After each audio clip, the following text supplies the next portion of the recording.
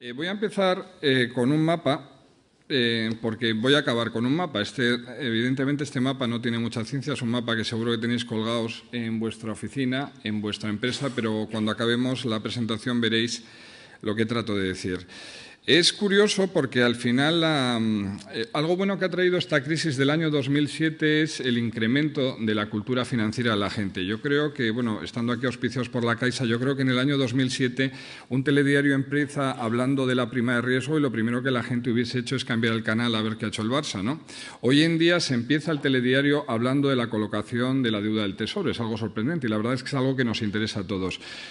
Quiero desmitificar un poco la batería de información que vais a recibir y que ya estáis recibiendo ahora mismo, porque para que os hagáis una idea, lo que ha comentado antes Mercé, que hacemos una conferencia, la verdad, muy importante en París. Estos datos que hay aquí se hicieron para la conferencia de París. Como veis, el crecimiento esperado que teníamos de España en enero, bueno, se haría en diciembre, los datos porque se presentó en enero, era del 1,7. Hay un tema que es importante porque estos datos que hablamos todo el rato a nivel del 1,7 o del 2, esto es el PIB, el Producto Interior Bruto. Y aunque sea una obviedad, quiero recordar que el PIB es las familias, las empresas, el Estado y el sector exterior, o sea, todos los que estamos representados en esta sala. Y nosotros pensábamos que España iba a crecer un 1,7 en lo que era pues hace escasos 5 meses.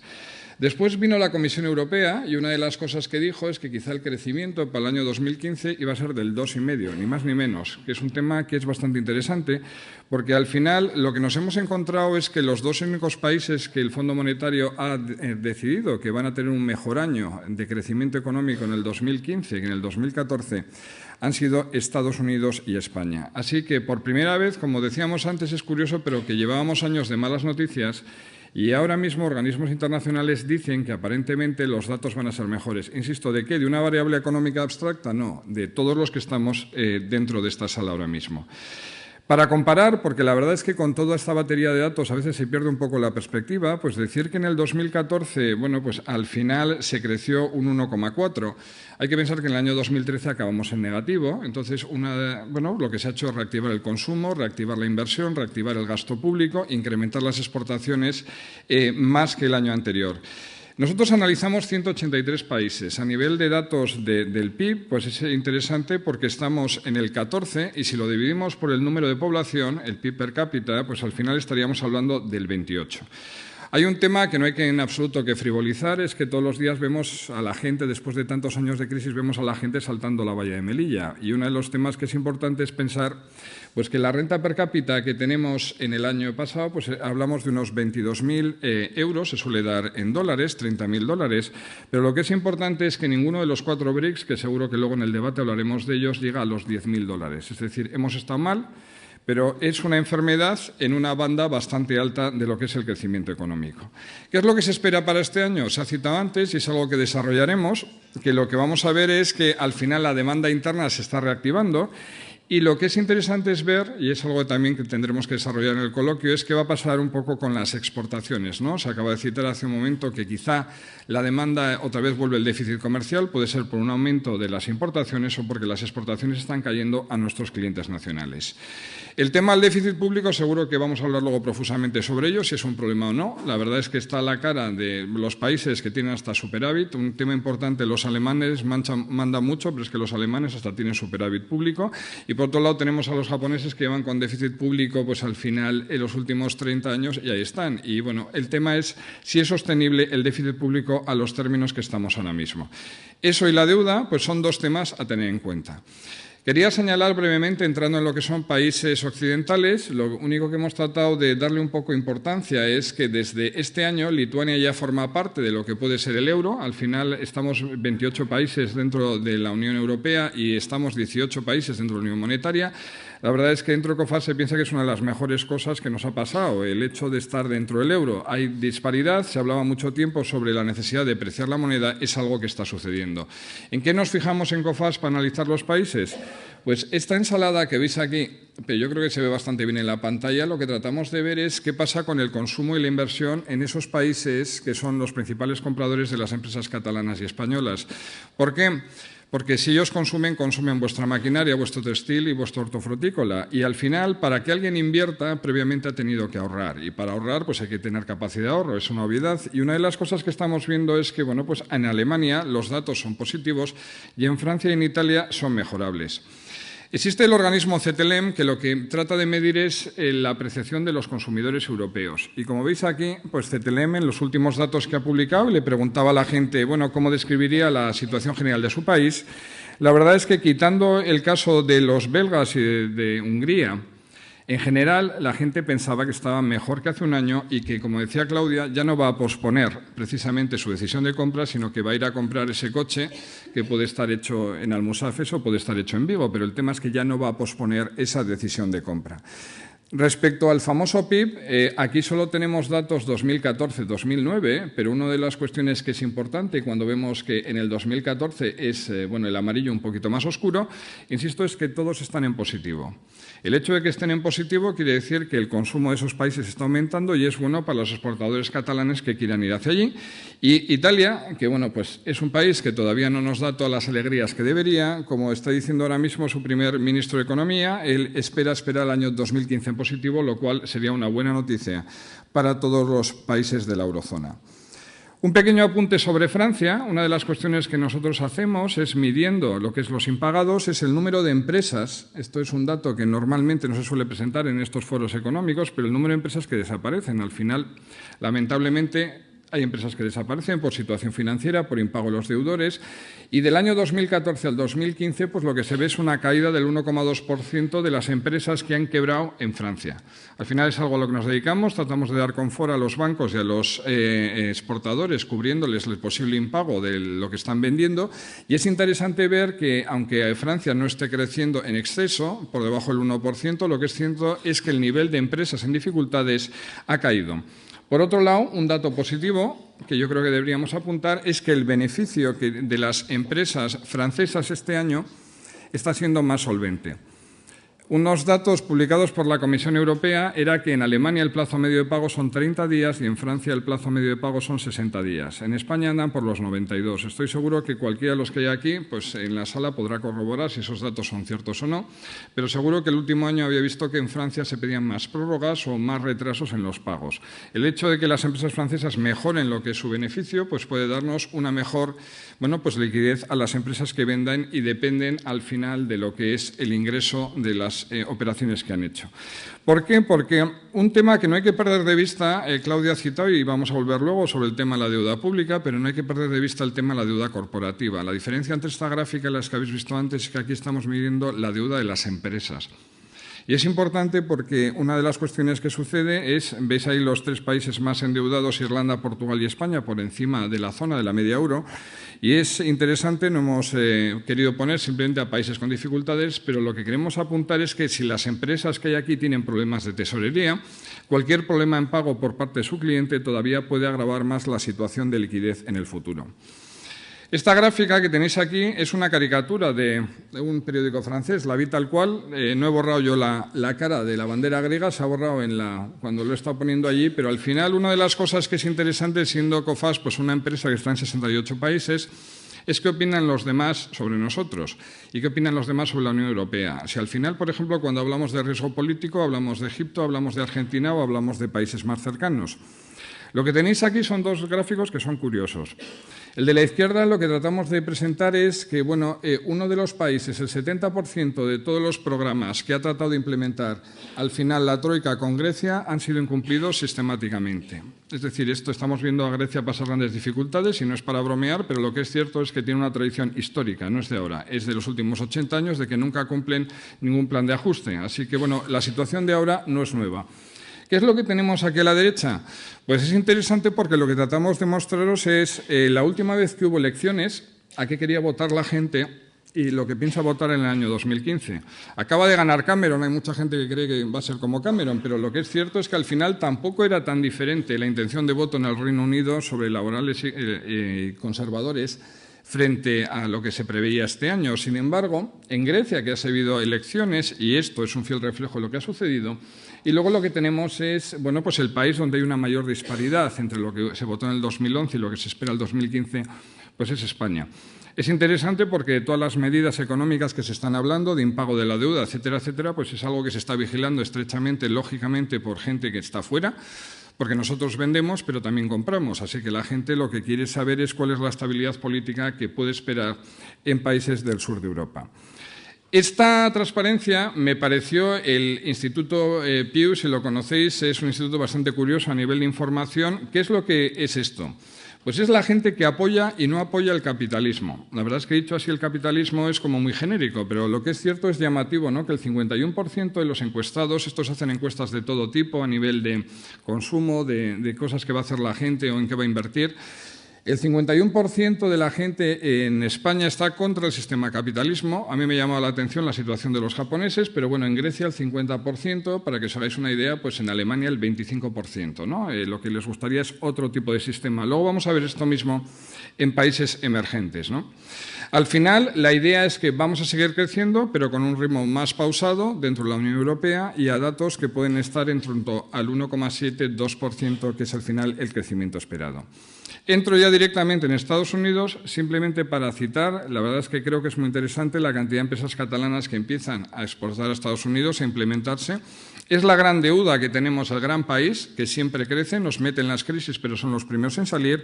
Y lo que estáis viendo aquí pues es simplemente lo que tratamos de ver es, bueno, pues cuál es el coste que tienen para las empresas norteamericanas producir y cuál es el beneficio, que no ha dejado de aumentar, y luego el impacto que tiene el precio del crudo y luego el precio del gas de superficie, que cada vez es más popular dentro de lo que es la producción norteamericana. Los datos de paro de Norteamérica ya se han puesto aquí, son bajos. Se decía que Obama igual no salía reelegido con una tasa del 6%, cada país tiene sus parámetros y el de ellos tenía allí. Simplemente, yo lo he citado más de una vez, pero el estado de bienestar que gozamos en Europa pues es algo de lo que no gozan pues muchos norteamericanos. Al final es crecimiento frente, por ejemplo, a bienestar social. Japón, la verdad es que yo en años jamás me he encontrado, muy poco, rarísimo, un exportador que venda a Japón. No sé si hay aquí alguno que quiere compartir luego con nosotros, pero es rarísimo alguien que venda a Japón. ¿Por qué os pongo aquí a Japón? Porque como seguro que luego se comentará y creo que es interesante, muchas de las cosas que han pasado en Japón pues han pasado aquí después, 10 y 15 años después. Cuando uno mira ahora un país que tiene al final una cuenta corriente que está decreciendo, lo que es importante es que Japón, que es una isla como el Reino Unido y gran exportador como el Reino Unido, ahora resulta que tiene más ingresos por remesas, no solo de migrantes, sino de empresas japonesas que trabajan en el exterior, que envían lo que es los beneficios a la isla, que, por ejemplo, por lo que es la balanza comercial japonesa, que no ha dejado de deteriorarse en los últimos años. Esto es interesante porque, al final, cada vez conocemos a más gente que trabaja en el exterior, cada vez conocemos a más empresas catalanas y españolas que trabajan en el exterior y, al final, lo que sucede es que esos beneficios también se acaban llevando hacia nuestro país. Lo que tenéis aquí simplemente es que es el dato de empresas que han desaparecido en Japón desde el año 1990, que se supone que están en crisis, ¿no?, los últimos 25 años, y lo que parece es que los japoneses se han acostumbrado ya a crecer en crisis. Vuelvo a decir que Japón es un país que tiene una renta per cápita, de $40.000, con lo cual mucha gente del mundo le gustaría estar con ese tipo de situación, sin crecer con una tasa elevada. Al final son grandes ahorradores, grandes exportadores, y una de las cosas que están, lo último que han tratado de implementar, que podríamos hablar luego en el coloquio, los Abenomics, que al final hasta han creado un término económico, la política de gasto público del presidente Abe. Vamos a ver 3 tablas, esta es la primera. Todo esto, si alguien quiere la presentación sin ningún problema y si quiere ver lo que son la clasificación de riesgo país, lo tenéis en nuestra página web, coface.com, porque esta ensalada de cifras, lo único que de letras, yo me quedaría con esta de aquí, que al final es el año enero del 2015 y sobre todo el dato de Portugal, el dato de Portugal al alza. La verdad es que Portugal no ha salido en la presentación de país emergente, nuestras perspectivas sobre el país son más positivas, hay mucha relación de aquí con Portugal y somos más positivos en el comportamiento en pagos de las empresas portuguesas. En los últimos 10-15 minutos, pues lo que voy a dar es un repaso sobre las economías precisamente en crecimiento y una de las cosas que he mostrado aquí, o trataba de mostrar, es al final, según el Economist y el Fondo Monetario Internacional, cuáles son los países que han crecido en la década del 2001 al 2010 y los que al final nos van a dar crecimiento hasta el año en curso. La verdad es que bueno, la presencia de África es tremenda, es tremenda. Al final, esta conexión africano-asiática, es tremenda la presencia cada vez más fuerte de bancos asiáticos y empresas asiáticas en África, con lo cual, bueno, un continente que luego hablaremos sobre él. El año pasado uno de nuestros contertulios después estaba muy positivo con África y la verdad es que es un continente con sus riesgos políticos, pero que da bastantes alegrías a muchos exportadores catalanes. ¿Qué es lo que nosotros analizamos al ver estos países? Pues a nosotros nos preocupa el tipo de cambio, que es una obviedad, pero la verdad es que al final el hecho de tener una moneda muy depreciada también es interesante ver, como hablábamos antes de Rusia, es en qué tienes la deuda y qué es lo que tienes que pagar. La situación de Brasil, la situación turca, pues hay que estudiarla poco a poco. También es interesante para las empresas catalanas que montan una filial en Turquía cuál es el valor del bien que han comprado un año después, porque si ha perdido un 70% de su valor, eso va directamente a pérdidas. Así que al final el invertir en un país emergente que deprecie de una forma importante su moneda, eso acaba siendo un problema. Segundo, la desaceleración del crecimiento. Bueno, ya se ha hablado que evidentemente frente a los famosos BRICS que hablábamos hace 2 días, está claro que ahora Brasil y Rusia, de hecho, a lo que es el dato de crecimiento, bueno, pues habría que ser más cauto con ellos. El tema de China, se ha hablado de crecimientos del 6, que ojalá tuviésemos aquí, pero es verdad que si no tienen un 7, un 7,5%, parece que no puede mantener la maquinaria que han creado. Y luego las tensiones políticas y sociales, ¿no? Es tremendo esta semana que se ha condenado a muerte al primer presidente egipcio, pues nombrado democráticamente. Al final, la inestabilidad política y la rapidez con lo que, por ejemplo, la primavera árabe pasó en 5 años y el seguir de cerca situaciones como la que sucede en Ucrania actualmente y lo que está sucediendo en Rusia, porque puede tener un impacto muy directo en los exportadores. Esto es un tema que Claudia lo ha contado, así que simplemente quiero señalar que para nosotros esto es la depreciación de estas monedas frente al dólar. Y bueno, el rublo ruso es la moneda que más se ha depreciado, insisto. Aquí mucha gente decía, vamos a salir del euro, depreciamos, es lo que dicen los griegos y así exportaremos más. Está muy bien eso. El tema es qué es lo que debes y en qué moneda está, porque al final igual no puedes pagar absolutamente nada. Cuando importas, ¿en qué se paga el crudo? Pues normalmente en dólares, así que depreciar la moneda un 15% en un país que no tiene crudo es una situación complicada. ¿Qué es lo que tratamos de medir aquí? Pues esto es lo que se llamaba el riesgo político tradicional, que eran las reservas que tiene un país para pagar sus exportaciones. Y una de las cosas que empezamos a ver es que, bueno, debido a la depreciación tan fuerte que ha tenido, por ejemplo, de la moneda rusa, pues el problema de liquidez que empieza a tener el país es mayor y las empresas que hay allí comprando pueden tener más problemas de tesorería en lo que es el año 2015 y 2016.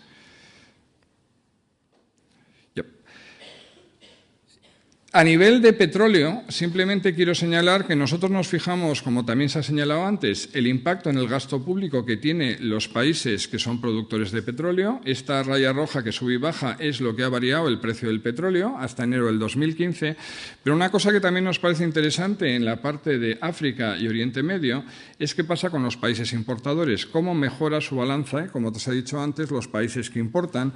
Y una situación muy importante pues es Egipto. Yo creo que es un destino cada vez más interesante para los exportadores catalanes, que al final, bueno, pues está viendo cómo tiene una mejora en lo que es su cuenta corriente debido a la bajada del precio que se ha producido. De lo que puede ser, una vez más, la lista, que va a ser la segunda de 3 que aparece, pues es simplemente señalar cómo en Oriente Medio hay DES. DES es la peor calificación que tenemos. Lo digo que cuando alguien quiere vender a un país de grupo D, lo único que estamos diciendo es que puede tener problemas serios de pagos hacia el exterior. Y entramos ya en la última parte emergentes, que es Latinoamérica. Latinoamérica, señalar que lo que tenéis aquí, dentro de lo que nos dedicamos, lo que es el capítulo 11 y el capítulo 7, son las empresas que entran en concurso, el Chapter 11 y en situación de quiebra. Y una de las cosas que observamos en Brasil en los últimos años es que empresas en liquidación no dejan de aumentar y es importante, si estás vendiendo a Brasil, saber cuál es la situación que se encuentran de solvencia económica las empresas compradoras. Lo que tenéis aquí simplemente es decir que ahora mismo 2 de los mayores acreedores que tienen Venezuela y Argentina es China.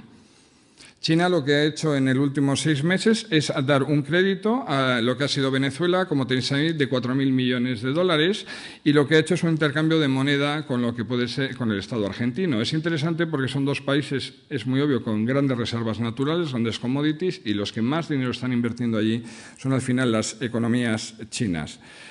A nivel de precio del petróleo me quedaría, porque cuando un exportador viene y dice que está interesado con una operación de Venezuela, luego habla de Cuba, luego habla de, no sé, de Irán, ya solo le falta hablar de Corea del Norte. La verdad es que son todos grandes países, pero lo único que quiero apuntar es que el 96% de las exportaciones a nivel de Venezuela pues las hace una única empresa que se llama PDVSA, y es interesante que el flujo que ha tenido, la gran caída que ha tenido el ingreso petrolífero para el país, pues hace que los problemas de salida del dinero del exterior de Venezuela estén siendo muy importantes. Veis aquí que, de hecho, en la clasificación de Latinoamérica globalmente es bastante positiva. Hablaremos ahora un poco de Latinoamérica. El país que tiene, el único que tiene de dedo es Venezuela, que insisto que es la séptima clasificación de las 7 que hacemos. Esto es lo mismo que os he puesto antes, pero versión países emergentes. Es quienes defienden el capitalismo. Pues es importante que, por ejemplo, en Vietnam el 95%, falta un 2% que no sabrán, pero el 95% de la gente defiende el capitalismo. Es curioso cómo los países emergentes, países que todavía no han llegado a nuestro grado de bienestar, pues son mucho más favorables a lo que es el capitalismo, cuando antes estábamos viendo que en países de la Unión Europea el 50% de la gente está contra el sistema. Es interesante que la mitad del mundo esté a favor de llegar a algo que los que ya están allí estemos tratando de abandonar. Estoy terminando y simplemente esto, seguro que os acordáis del año pasado, me parece muy gráfico porque es un mapa del Fondo Monetario en el cual dice los países que crecen menos que 0 y que crecen a partir de 2. Y en el año 2013 pues era bastante obvio dónde estaban los rojos. Se puede ver esto a distancia y es muy claro dónde están los rojos. ¿Qué pasó al final en el 2014? Pues lo que pasó es que los azules florecieron y los rojos se difuminaron, lo cual está muy bien. Ha quedado muy poético, pero la verdad es que lo que pasó es que el mundo estaba creciendo. La cuestión es que ahora estamos en el 2015 y estando en el 2015 lo que está sucediendo es que vemos claramente que muchos países azules han desaparecido, o el azul claro se ha convertido, el azul oscuro en azul claro, y muchos colores naranjas vuelven a ser rojos. Lo que empieza a haber es una incertidumbre porque ya no es países emergentes creciendo y países de la OCDE que están en recesión, sino hay que ver con detalle en cada sitio cómo es la situación de cada uno. Para que os quedéis simplemente la imagen, esto me parece muy gráfico a nivel de la página web de datos macro, pues esto es el mundo económico hoy en día, tamaños del PIB. Para que os deis cuenta, por ejemplo, pues los 220 millones de estadounidenses, el mayor PIB mundial en comparación con el resto del mundo, en comparación, por ejemplo, con la zona euro y con China, ¿no? Pensando en dónde se concentra o dónde está el mayor comprador que tenemos en el mundo, que es Estados Unidos. ¿Qué es lo que nos vamos a encontrar a partir de ahora? Pues lo que nos vamos a encontrar simplemente es que a partir del otoño, desde otoño del 2014, como ya se ha indicado y es lo que pensamos a nivel de la información de COFAS, es que se va a crecer, pero se va a crecer menos. ¿Menos de cuándo? De lo que crecíamos hasta el año 2008. Es decir, hemos salido de la crisis, pero alcanzar nuevamente situaciones de crecimiento importante nos va a costar. Tenéis en nuestra página web, para que os hagáis una idea, y encantado de luego en cuestiones pues tratar cualquiera de ellos, cuáles son los últimos 4 países que hemos subido su rating. Creo que lamentablemente no trabajará mucha gente con Camboya y Líbano, pero lo que es cierto es que Bélgica, los Países Bajos y Túnez, pues la verdad es que somos muy optimistas de cara a su desarrollo en el año 2015. Y por el contrario, como veis, Sierra Leona queda lejos, pero Ecuador y Brasil son economías en las que seguro que mucha gente de esta sala tiene en relación económica, y pensamos que lo que puede haber es problemas de pagos y problemas de tesorería en lo que es el año en el que estamos viviendo ahora. Al final, como ya he indicado, pues es la economía va a crecer, pero de forma desigual dentro de los propios continentes, y lo que nos vamos a encontrar es que pues los organismos internacionales están mejorando previsiones, están pues subiendo, lo cual es relativamente nuevo, y luego al final reducen lo que son los escenarios bajistas que se podrían dar.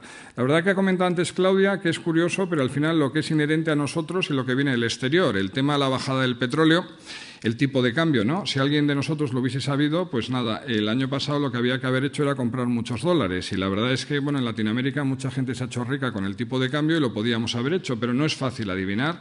¿Es bueno o ha sido algo que ha liberado la tensión al nivel de exportaciones de la Unión Europea? Y el tema del crudo, pues al final ha tenido su impacto también positivo en lo que pueden ser los datos de las cuentas nacionales. Quiero acabar, es curioso porque no estaba preparado, pero igual que Claudia, con un tema, una nota de atención, ¿no? somos optimistas, crecimiento desigual, pero con una nota de atención. Esta es una transparencia que trata de medir los impuestos directos e indirectos en España.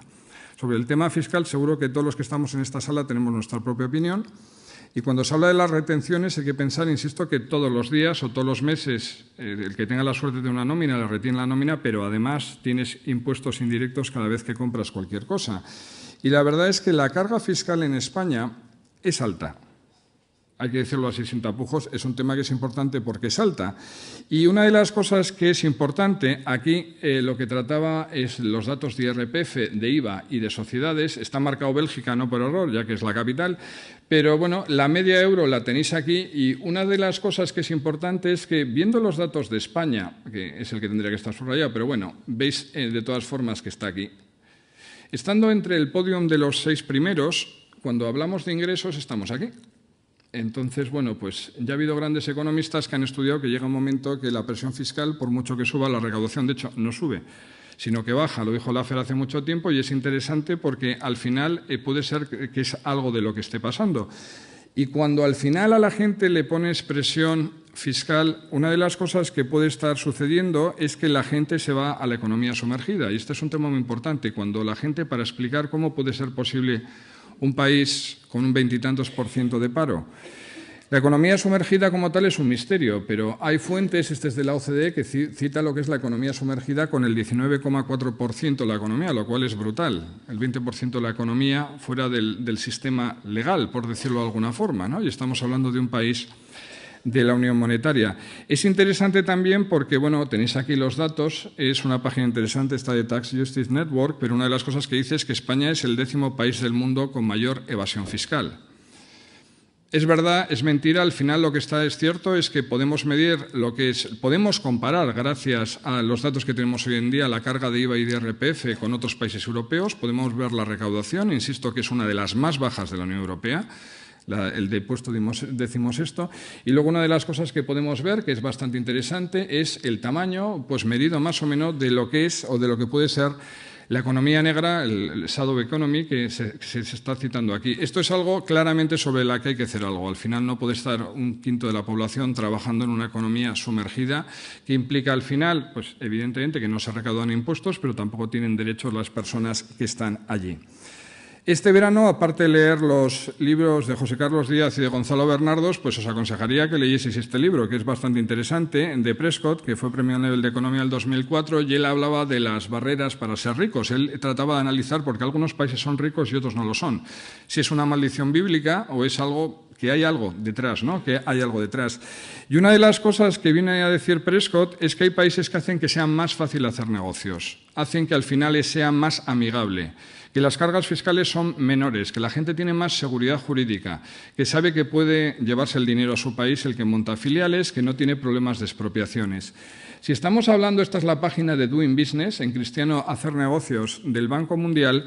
Esto es importante porque, bueno, de 183 países, España este año, en el 2015, está en el ranking 33. Hemos visto antes que éramos la economía 18ª a nivel mundial.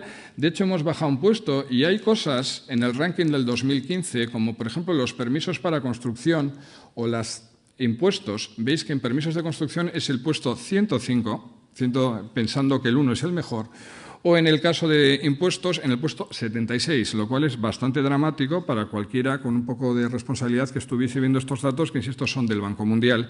Y al final lo que tratan de decir es que si haces las cosas complicadas, pues es más difícil que la gente cree empresas, lo cual es una obviedad. Si miramos lo que es los datos aquí vemos lo que gastan los países en el 2015 en investigación y desarrollo. Para vender productos, sabéis de sobra, luego en el panel de empresas hay que vender productos tecnológicamente atractivos al exterior. Pues una vez más, la pelota es el tamaño de la economía, pero vamos, es el fondo de medio hacia abajo. En vez de consolarte que aunque Brasil está aquí, pues simplemente hay que pensar que países que a nivel de exportación les va muy bien, como el caso alemán o el caso coreano, pues puede ser porque precisamente su gasto en inversión y desarrollo es infinitamente más alto. Y aparte de que inventen ellos, pues igual tienes que hacer algo más para tener productos que tecnológicamente sean atractivos para clientes de todo el mundo. Al final, este es el mismo mapa que habéis visto al principio, lógicamente no es un error, está boca abajo. Y una de las cosas, esto es de un colega nuestro de SADE que a veces lo utiliza, así que yo se lo he apropiado, porque ya veréis de dónde sale el origen, porque una de las cosas que sucede es cómo está el año 2015 el mundo. Y quizá el mundo no digo que esté boca abajo, es que si os dais cuenta, por ejemplo, COFAS, que existe en Singapur, este es un mapa que se utiliza en Singapur. Es un mapa comprado en Singapur. Y un tema que es bastante interesante es que está el centro. ¿Cuál es el centro del mundo? Al final el mundo es una bola, es una obviedad, ¿no? ¿Qué está en el centro del mundo para un asiático? Pues en el centro del mundo está Asia. ¿Dónde estamos nosotros? Pues por aquí. Insisto, ¿por qué el mundo tiene que ser el mapa que hemos visto toda la vida? Quizá el mundo hay que girarlo un poquito, ¿no? Y poner el eje de mira pues, en otros países emergentes que tienen que tener un peso en el futuro. Insistir que, para que os hagáis una idea, el que lea el Economist, pues estas son dos cubiertas del Economist de los últimos 3 años. Una es el origen del mapa dado la vuelta, que es al final porque llamamos a Latinoamérica y a los yanquis América en general, si al final Sudamérica puede estar perfectamente arriba. Y esta es una publicación de hace 3 años que decía cómo China ve el mundo, ¿no? Al final está China, está Norteamérica, Europa muy al final y pone Prada y Hermes, que parece que son lo único que les podría preocupar a los chinos que vienen a comprar. Acabo con la última, que la verdad es que el otro día venía en el Financial Times, la verdad es que veía este anuncio tan bonito de Barcelona, ¿no? En el que se decía, pues, donde se vuelven las ideas en realidad. La verdad es que la realidad para el año 2015 es que sigáis vendiendo con buena financiación y con seguridad. Y acabo con la frase de Rafael Martínez Cortiña, que es mítica, pero la de que no hay exportación si no hay financiación y no hay financiación si no hay seguro. Muchas gracias.